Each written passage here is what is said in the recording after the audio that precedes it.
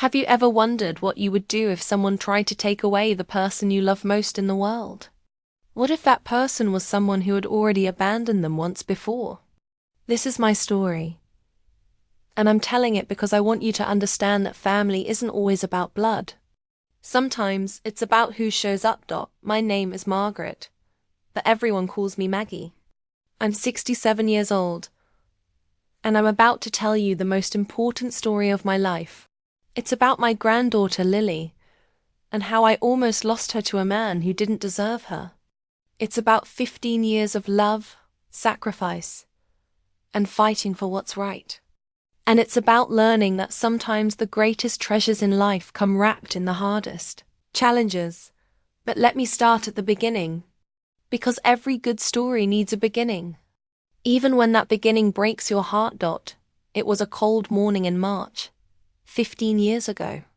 I remember the date exactly, March 15th, 2009. The phone rang at 2:47 in the morning. I know the exact time because I looked at the clock on my bedside table when I reached for the phone, my heart already pounding. When your phone rings that late at night, you know something terrible has happened. Good news never comes at 2:47 in the morning. The voice on the other end was a police officer. His tone was gentle but firm.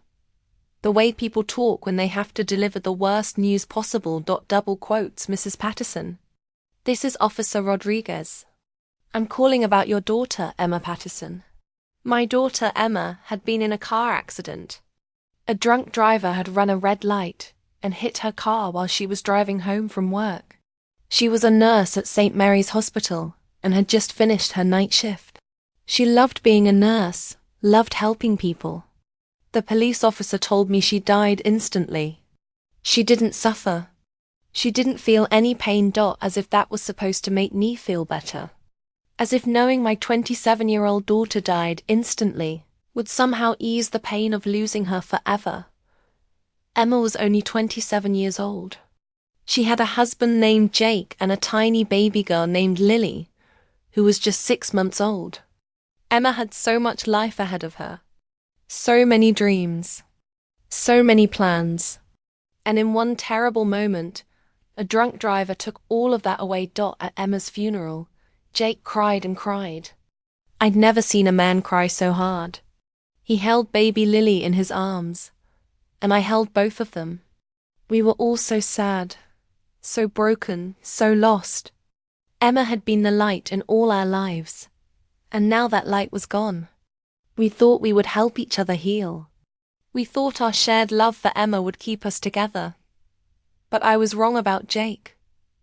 Very, very wrong. After Emma died, Jake started drinking alcohol every day.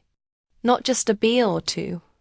I'm talking about heavy drinking that started in the morning and didn't stop until he passed out at night. He stopped taking care of baby Lily. He stopped taking care of himself. He stopped taking care of everything. Sometimes I would visit their small apartment and find Lily crying in her crib, her diaper dirty and her bottle empty. The apartment would smell terrible.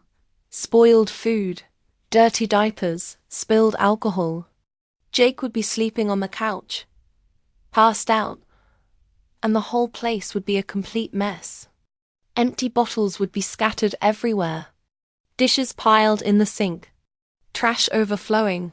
I tried to help. I really did. I brought food and cooked meals. I cleaned their apartment from top to bottom. I did their laundry. I watched Lily whenever I could, which ended up being most of the time. I was there almost every day, trying to keep things together, trying to help Jake heal. But Jake got angry every time I tried to help. He saw my help as criticism, as judgment. Stop trying to replace Emma. He would yell at me, his words slurred from drinking. We don't need you. Lily doesn't need you hovering around all the time. But the truth was, Lily desperately needed someone. Because Jake wasn't taking care of her. This went on for 3 long months. 3 months of me trying to help, trying to keep baby Lily safe, trying to give Jake time to grieve and heal.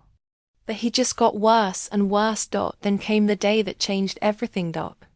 It was a Thursday in June.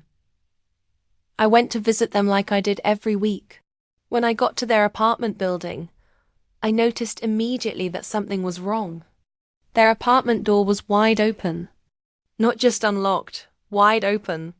Like someone had left in a hurry. My heart started beating fast. Really fast. I ran inside, scared about what I might find, calling their names. Jake? Lily? Where are you? The apartment was in worse shape than I'd ever seen it. Furniture was knocked over. Empty bottles were everywhere, on the floor, on the tables, on the kitchen counter. There was spoiled food sitting out, attracting flies. The smell was overwhelming. And in the back bedroom I heard crying. Baby Lily was screaming in her crib. I rushed to her. She was lying in a dirty diaper that clearly hadn't been changed in many, many hours. Her face was red from crying. Her little body was shaking. She was hungry and scared and alone. I picked her up immediately, holding her close, trying to calm her down. It's okay, sweetheart. Grandma's here. Everything's going to be okay. But everything wasn't okay. That's when I saw the note on the kitchen counter. It was written on a torn piece of paper in Jake's messy handwriting. The ink was smudged, like he'd been crying when he wrote it. Or maybe he'd been drunk. Probably both. All it said was, "She's your problem now. I can't do this anymore. Jake." That was it. That was it. No explanation. No apology. No forwarding address or phone number. Just 8 words that changed my life forever. Jake was gone. He had left his baby daughter behind and disappeared. No phone number, no address, nothing. He had packed a bag and run away from his responsibilities. From his daughter. From his life. I stood there in that disaster of an apartment, holding a screaming 6-month-old baby, and felt a mixture of emotions I'd never experienced before. Anger at Jake for abandoning his child. Sadness for Lily, who would grow up without either parent. Fear about what this meant for my future. And underneath it all, a strange sense of relief. Because I knew that Lily was better off without Jake in his current state. Relief because now I could protect her without fighting him. Relief because I could give her the stable, loving home she deserved. I looked down at little Lily in my arms. She had stopped crying and was looking at me with big blue eyes that looked just like Emma's. In that moment, she wasn't a burden or a problem. She was all I had left of my beautiful daughter. Right then, I knew what I had to do. I would raise this baby myself, no matter what it took. A social worker named Janet Morrison came to the apartment the next day.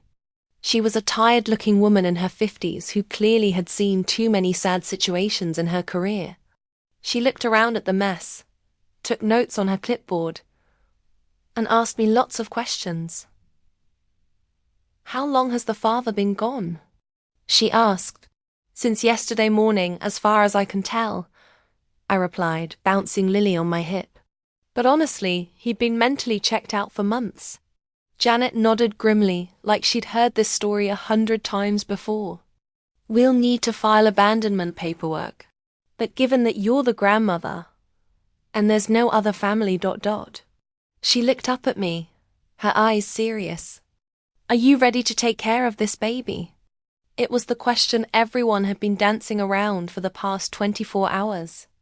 Was I ready? I was 52 years old. I thought my days of raising children were over. I'd already raised Emma. I'd been looking forward to being a normal grandma, the kind who babysits on weekends, and spoils their grandkids with cookies and then sends them home. But this wasn't about what I wanted or what I'd planned. This was about a 6-month-old baby who needed someone to love her and protect her. I looked down at tiny Lily in my arms. She had Emma's blue eyes, Jake's dark hair, and the sweetest little face I'd ever seen. In that moment, she wasn't a burden or an obligation. She was my second chance. My opportunity to raise another generation with all the love I had to give. Yes, I told Janet firmly. I'll take her. Whatever it takes, I'll take care of her. Janet smiled for the first time since she'd arrived. Good. I'll start the paperwork today. The legal process took 6 weeks. 6 weeks of temporary custody while the state tried to locate Jake and give him a chance to contest the arrangement. But Jake never surfaced. Not a single phone call.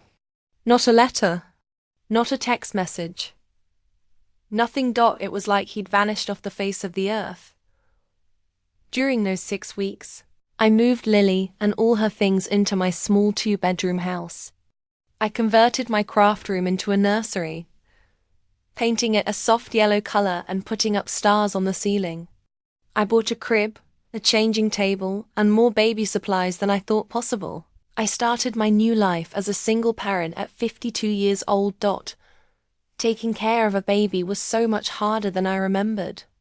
I'd forgotten how exhausting babies could be. Lily would wake up crying at 1 a.m., 3 a.m., and 5 a.m., needing to be fed or changed or just held. She was teething, which made her cranky and fussy. And babies need constant attention. You can't just set them down and walk away. My friends were all moving into the grandmother phase of life. They were spoiling their grandkids for a few hours on Saturday afternoon, loading them up with sugar and toys, and then happily sending them home to their parents. They got to be the fun grandma without any of the hard work. But I was living it, 24/7, 365 days a year. I was doing midnight feedings and diaper changes and doctor's appointments. I was the one dealing with earaches and stomach bugs and temper tantrums. And you know what? I wouldn't have changed it for anything in the world. Because Lily was worth every sleepless night, every difficult moment, every sacrifice I had to make. Even when Lily was really little, I could tell she was different. Special, really. Really smart. When she was just a year old, she was speaking in full sentences while other kids her age were still saying, Mama and Dada. When other toddlers were playing with blocks, Lily was trying to figure out how they worked. Counting them, sorting them by color and size, building elaborate structures. When other kids were looking at picture books and pointing at the pretty colors, Lily was asking me to read the words to her. Then she'd memorize the stories and read them back to me. By age 3, she was actually reading simple books on her own. When she was 4 years old, she could do math problems in her head. Not just simple addition like 2 + 2. I'm talking about harder, problems like 15 + 27 or 8 + 6. Her little brain just worked differently than other kids. By the time she was 7, she was reading books meant for teenagers. Books like Harry Potter and the Chronicles of Narnia. She'd sit in her room for hours, completely absorbed in whatever book she was reading. Her little brow furrowed in concentration. Her second-grade teacher, Mrs. Henderson, called me in for a parent conference one day. I remember feeling nervous, wondering if something was wrong. Mrs. Patterson, she said, I need to talk to you about Lily. My heart sank. Is there a problem? Mrs. Henderson smiled. The opposite, actually. Lily is the most gifted child I've ever taught. And I've been teaching for 28 years. She pulled out some of Lily's schoolwork and showed me.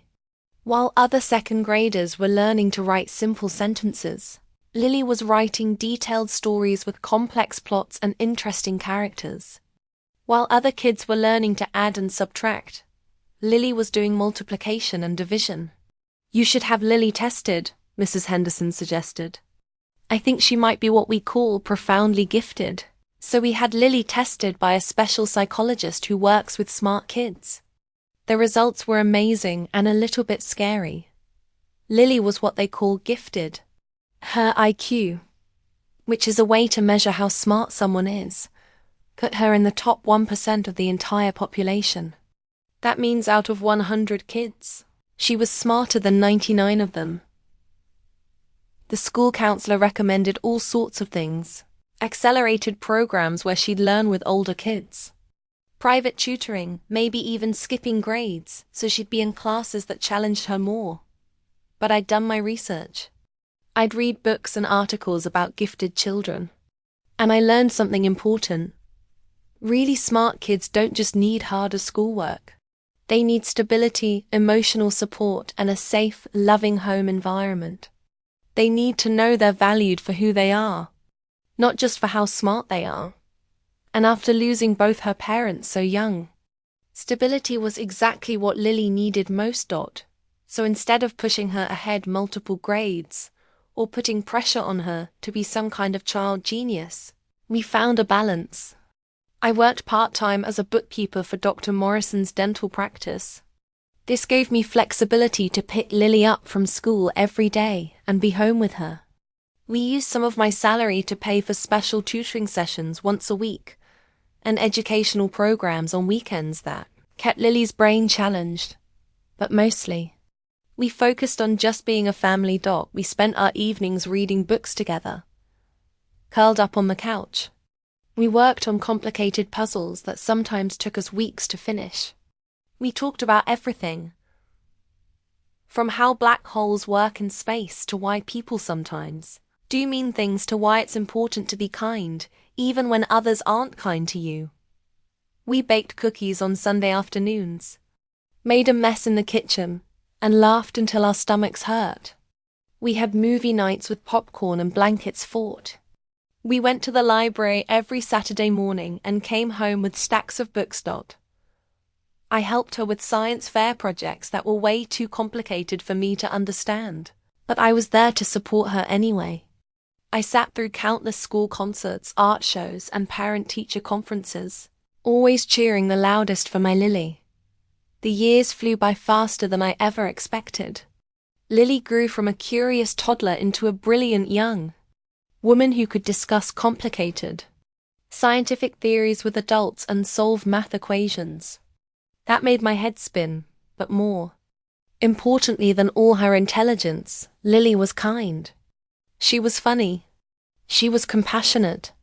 Despite her incredible brain power, she was refreshingly normal in all the ways that mattered most. She had best friends, Sarah and Maya, who she did silly things with, like make TikTok videos and have sleepovers. She liked pizza and ice cream and terrible reality TV shows. She told me about her crushes on boys at school and asked me for advice about friendship drama. She was just a regular teenager who happened to be really, really smart. I thought our life together was perfect. We had a routine, a home, a bond that nothing could break. I thought we'd continue like this through high school, through college, through whatever life brought us. Then, right after Lily turned 15, everything changed in a way I never could have imagined. On Lily's 15th birthday, we went to her favorite restaurant, Romano's. It's a small Italian restaurant in our town with the best lasagna you've ever tasted. We'd been going there for special occasions since Lily was little. We were eating dinner and celebrating when Lily put down her fork and looked at me with a serious expression.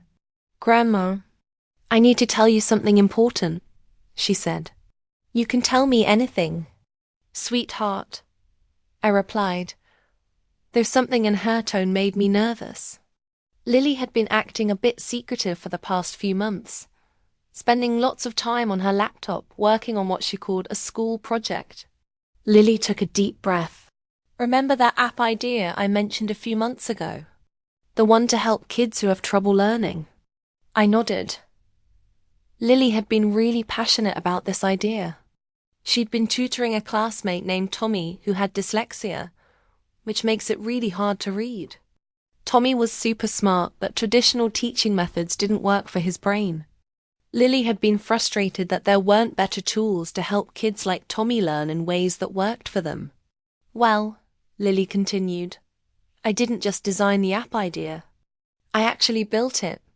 I wrote all the code and created a working app. And Grandma, Apple wants to use it." I dropped my fork. It clattered against my plate with a loud sound that made people at nearby tables look over. "What do you mean? Apple wants to use it?" I asked, my voice coming out almost as a whisper.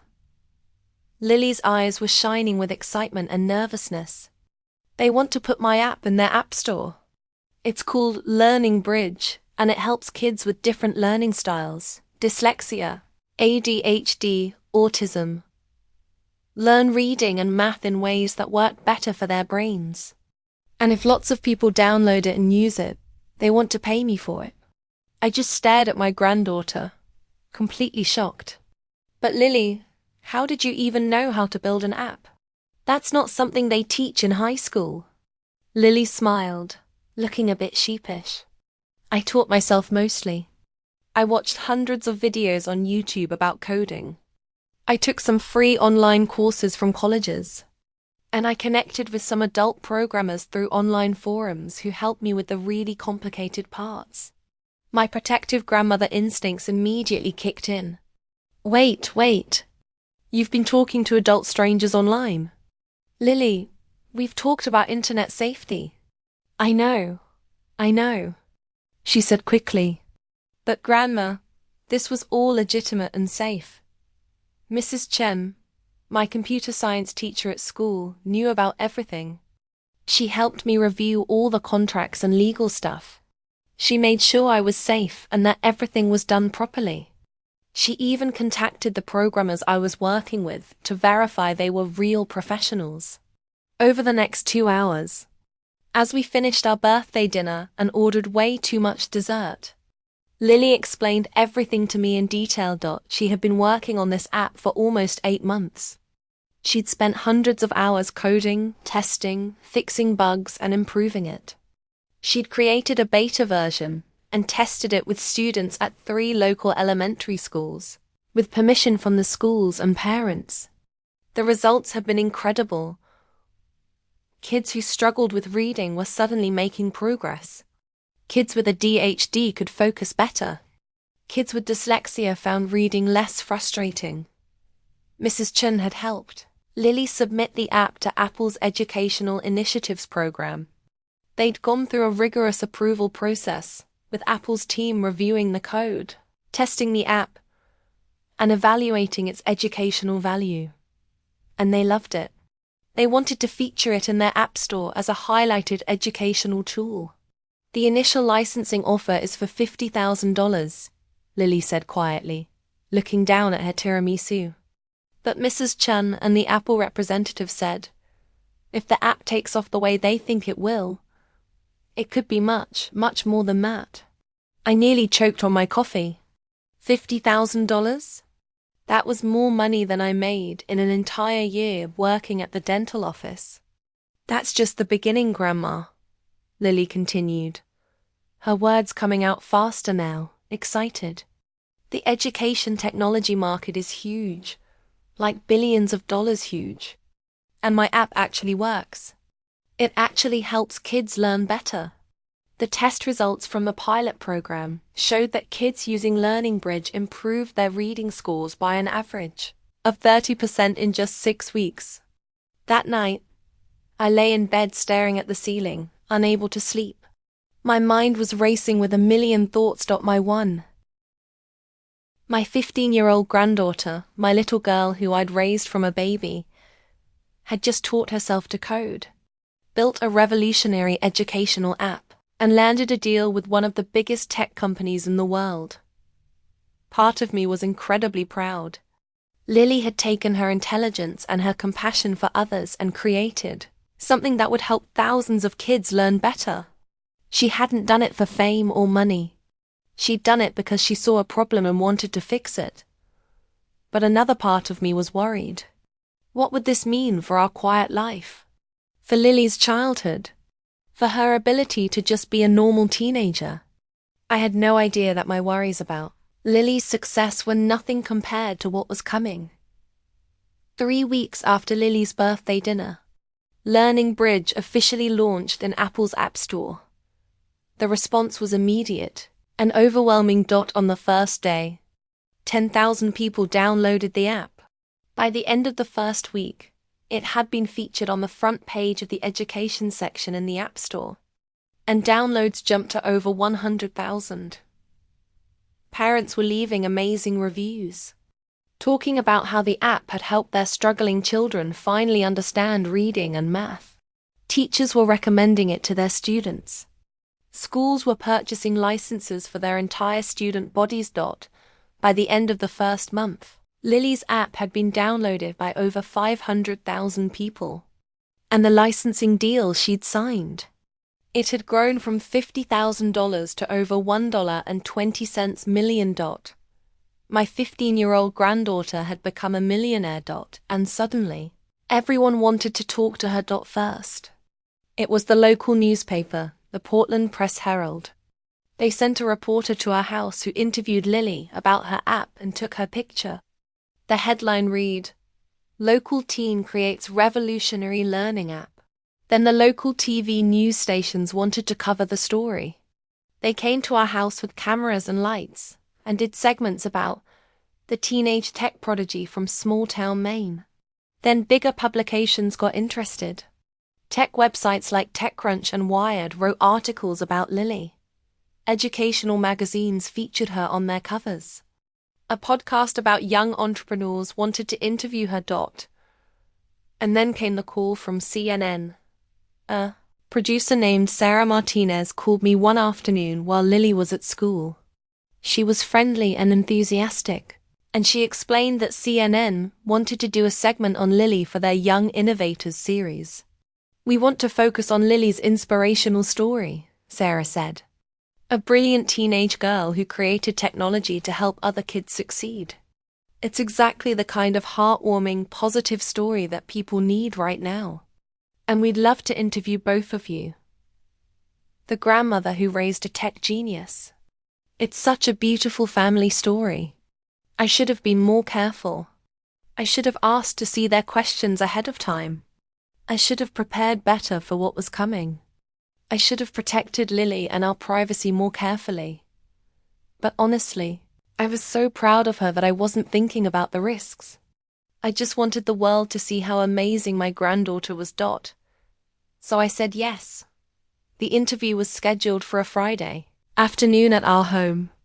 Sarah and her camera crew arrived right on time in a big van full of equipment. They spent an hour setting up lights, cameras, and microphones. They moved our furniture around to get better camera angles. They made our modest living room look like a professional TV studio. Lily was nervous but excited. She'd dressed carefully in the new blue sweater we'd bought special for the occasion. She'd spent extra time on her hair and makeup. She wanted to look professional and mature. The interview started off great. Sarah asked Lily about her inspiration for creating the app, about the coding process, about her hopes for helping other students. Lily was articulate and passionate. She explained complex technical concepts, things like machine learning algorithms and adaptive user interfaces, in ways that anyone watching could understand. She talked about how rewarding it felt to help kids who struggled with learning finally feel successful. I watched proudly as my granddaughter sat in front of those cameras, confident and brilliant, explaining her vision for making education more accessible to everyone. Then Sarah turned to me, and her expression got more serious. "Maggie, tell us about raising Lily on your own. It must have been challenging, especially recognizing and nurturing her exceptional gifts." I smiled, feeling emotional. "It was the greatest privilege of my life," I answered honestly. "Lily has always been special, not just because of her intelligence, but because of her heart. She genuinely wants to make the world a better place." Sarah nodded sympathetically. "And Lily's parents? I understand they're not in the picture. Can you tell us about that?" This was the moment I should have stopped the interview. This was when my instinct should have kicked in, warning me that we were heading into dangerous territory. But I didn't stop it. Lily's mother, my daughter Emma, passed away when Lily was just 6 months old, I said carefully, choosing my words the way Lily and I had practiced. She was in a car accident.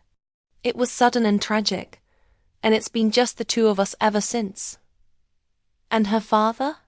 Sarah asked, leaning forward slightly. What happened to him? I felt Lily tense beside me on the couch. We talked about this question, about how to answer it if it came up. He wasn't able to care for Lily after Emma died, I said simply. It was better for everyone that I raised her. But Sarah didn't let it go. So he gave up custody voluntarily. The situation was complicated, I said, trying to keep my voice steady and my tone firm enough that Sarah would understand this line of questioning was finished. But Sarah had clearly done her research, and she wasn't going to drop this. According to our research, Sarah said. And I saw the shift in her expression that told me she was moving in for what she thought would be great television. There's no record of formal custody proceedings or voluntary relinquishment of parental rights. In fact, it appears that Lily's biological father, Jake Patterson, simply disappeared after your daughter's death. She paused for effect, and I felt my stomach drop. Would you say he abandoned his daughter? The word abandoned hung in the air like a grenade waiting to explode. I could see Lily's face crumple slightly. Her eyes filled with tears. We had never, ever used that word before in all our conversations about Jake, even though it was exactly what he had done. I wanted to protect Lily from that harsh truth. I wanted to shield her from the pain of knowing that her father had chosen to leave her. I think that's enough questions about personal matters, I said firmly. My protective instincts finally kicking in, but way too late. We agreed to come on this show to talk about Lily's achievement and her app, not to discuss private family history. Sarah smiled apologetically, but I could see the calculating look in her eyes. She'd gotten exactly what she wanted. The dramatic, emotional backstory that would make for compelling television. She wrapped up the interview professionally after that, asking a few more softball questions about Lily's future plans and her hopes for the app. But the damage was done. I could see it in Lily's eyes. I could feel it in the tension in her shoulders as we sat there under those bright lights. That night, after the camera crew had packed up and left, Lily cried in her room. I held her and apologized over and over for not protecting her better, for not ending the interview when I should have. It's okay, Grandma, she said through her tears. I guess I've always known the truth. He did abandon me. Saying it out loud doesn't change what happened. But it did change something. It planted a seed of pain and questions in Lily's heart that hadn't been there before. The story aired on CNN 2 weeks later. And it wasn't just shown once.